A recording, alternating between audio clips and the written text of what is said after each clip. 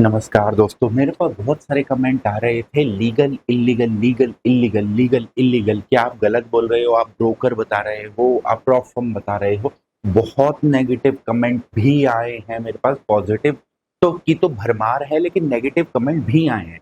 मैं आज उन नेगेटिव कमेंट को एक बारी क्लियर कर देना चाहता हूँ। मैं एक बारी क्लियर व्यू देना चाहता हूँ आपको कि क्या फॉरेक्स ट्रांजेक्शन एक लीगल वे है पैसा अर्न करने का या एक इल्लीगल वे है। इस चीज को आपको फिर से एक बार समझना पड़ेगा, क्योंकि शायद पहले वाली वीडियो में आपको बहुत सारी चीजें समझ में नहीं आई होंगी। अगर वो वीडियो आपने नहीं देखा है तो पहले उसको आप देख के आओ, उसके बाद इस वीडियो पे आना, तो आपको पूरी क्लियरिटी मिल जाएगी। क्या ये इलीगल है, क्या ये लीगल है, इसका एस्पेक्ट क्या है, हम क्यों इस चीज को कह रहे हैं कि ये टैक्सेबल है। भैया एक सिंपल सीधी सी बात सुन लो। इनकम टैक्स के हिसाब से अगर आपने किसी का मर्डर किया है और उसके अगेंस्ट में आपने पेमेंट रिसीव करा है, तो याद रखना वो भी टैक्सेबल होता है। इनकम टैक्स में वो भी टैक्सेबल होता है।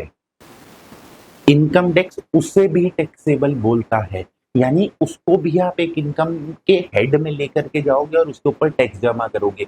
नहीं करते तो किसी और एक्ट में आपके ऊपर कोई और केस चलाया जा सकता है, लेकिन इनकम टैक्स में आपके ऊपर उसके ऊपर पेनल्टी, इंटरेस्ट, ब्याज, इनकम टैक्स रिटर्न फाइलिंग, ये सब वसूली जाएगी। तो दो डिफरेंट एस्पेक्ट को आप मिला नहीं सकते। अगर किसी चीज के ऊपर टैक्स लगा दिया गया है, इसका मतलब ये नहीं है कि वो लीगल हो गई है।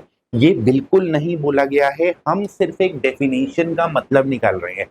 What is forex transaction? Forex transaction वो ट्रांजैक्शन होती है जहां पे दो करेंसी पेयर इन्वॉल्व होते हैं। आपको सिंपल समझना पड़ेगा, जब तक दो करेंसी पेयर इन्वॉल्व नहीं हुए, वो फॉरेन एक्सचेंज मैनेजमेंट एक्ट 1999 की डेफिनेशन में आया ही नहीं। आप जब भी दो करेंसी को इन्वॉल्व करेंगे, तब आपको उस वो ट्रांजैक्शन ऑथराइज एपी के थ्रू करनी पड़ेगी। तो अगर आप यूएसडीटी बाय कर रहे हैं, you are paying for crypto currency, you are not doing anything irregular with the FEMA act. तो फेमा से आप बाहर हो गए। उस यूएसडीटी से जब आप कोई और चीज बाय कर रहे हैं और सेल कर रहे हैं, तो ये कहीं पे भी डिफाइन नहीं किया गया कि मैं इस ट्रांजेक्शन को नहीं कर सकता, क्योंकि मैं तो उसी यूएसडीटी के बदले में कुछ सामान खरीद या बेच रहा हूं।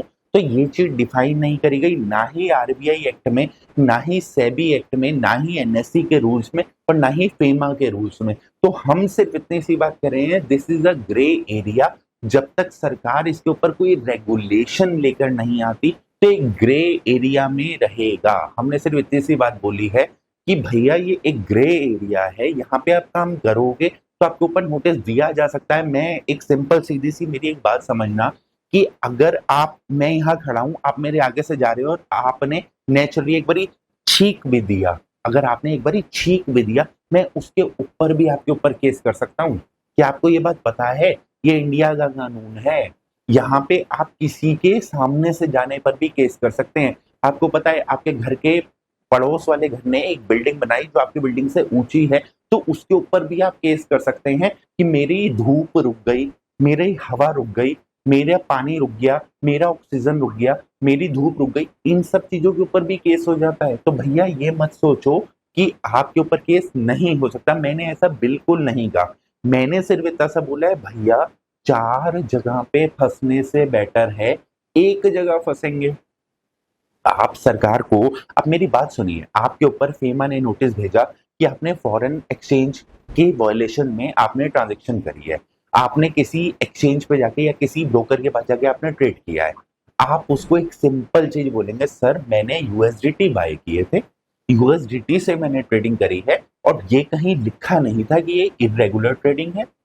ऐसा तो कहीं लिखा नहीं था। और ये ट्रेडिंग इरेगुलर नहीं थी तो रेगुलर नहीं थी, ऐसा भी कहीं नहीं लिखा। तो मैंने ये मानते हुए, अपना इनोसेंसी दिखाते हुए, मैंने इस ट्रांजेक्शन के ऊपर कंप्लीटली टैक्स पे किया है। जहां जहां इसको रेगुलेशन इसकी रिक्वायर्ड थी, मैंने उसको कंप्लाई किया है। अगर ये ट्रांजेक्शन इरेगुलर है तो आप मुझे बता दीजिए, आप मुझे दिखा दीजिए, मैं इस ट्रांजेक्शन को फर्दर नहीं करूंगा। मैं किसी भी क्रिमिनल एक्टिविटी में नहीं गया हूं। मैंने सिर्फ अपने फाइनेंशियल गेन के लिए एक ट्रांजैक्शन को एग्जीक्यूट किया है, which is not defined under any law. तो आपको ये चीज समझनी पड़ेगी कि मैंने आपसे पहली वीडियो में ही एक बात बोल दी थी कि there are two separate transaction. One, आप किस में काम कर रहे हैं, आप यूएसडीटी और उसके पेयर्स में काम कर रहे हैं, यानी यूएसडीटी, यूएक्सएयू, यूएसडीटी। आप मुझे एक चीज बता दीजिए, अगर ये यूएसडी है तो क्या आपकी वैल्यू जो चार्ज करता है आपके यूएसडीटी वॉलेट से, क्या वो इक्विवेलेंट टू यूएसडी करता है? क्या यूएसडी और यूएसडीटी का रेट बराबर है या वो ऊपर नीचे है? आप चेकआउट करिए। अगर वो ऊपर नीचे है और ये एक्सएयू यूएसडीटी है, तो व्हाई यू सेड दैट कि this is a forex transaction? मैं तो कह रहा हूं ये क्रिप्टो ट्रांजैक्शन है। अब वो एक्सचेंज में क्या दिक्कत है, आरबीआई ने उसको अपनी लिस्ट में क्यों डाला? आपको ये समझना पड़ेगा कि आरबीआई की लिस्ट में ये एक्सचेंज है, जैसे एक्सएनएस है, ईएम है, बहुत सारे एक्सचेंज हैं जो आरबीआई की कॉशियस लिस्ट में आए थे। वो क्यों आए हैं? क्योंकि वो लोग पेयर को भी ट्रेड करा रहे हैं। अब पेयर तो डिफाइंड है, कहाँ डिफाइंड है? जब आपको इस पर ट्रेडिंग करनी है तो ये सेबी में डिफाइंड है कि अब सेबी के हिसाब से जीरोधा भी तो पेयर में ट्रेड कराता है, रेगुलेटेड पेयर में ट्रेड कराता है। जब ये रेगुलेटेड पेयर में ट्रेड कराता है तो ये तो अनडिफाइंड हो गए ना, अनडिफाइंड हो गए। तो इसमें काम करना इज इरेगुलर। ये एक रेगुलेटेड है, ये एक जगह डिफाइंड है। आपको समझना पड़ेगा, दो चीजें हैं। एक चीज हम कह रहे हैं कि ये चीज कहीं पे भी डिफाइन नहीं करी गई है और ये चीज यहाँ पे डिफाइन करी गई है। जब ये चीज डिफाइन करी गई है तो आप उसको कंप्लाई नहीं कर रहे हैं, ठीक है। लेकिन जब डिफाइन ही नहीं है तो मैं उसको अपनी बेस्ट नॉलेज के हिसाब से उसको ट्रेड कर पाऊंगा। तो जहां पे हम क्रिप्टो ट्रांजेक्शन की बात कर रहे हैं वो चीज डिफाइंड नहीं है, लेकिन जहां पे हम पेयर्स की बात कर रहे हैं वो चीज डिफाइंड है। इसलिए दोनों सेपरेट ट्रांजैक्शन है और सेपरेट ट्रांजैक्शन रख के चलनी भी चाहिए। क्या यूएसडीटी में काम करना बैन है? Answer is no. अगर यूएसडीटी में काम करना बैन होता तो बाइनेंस कैसे आ गया?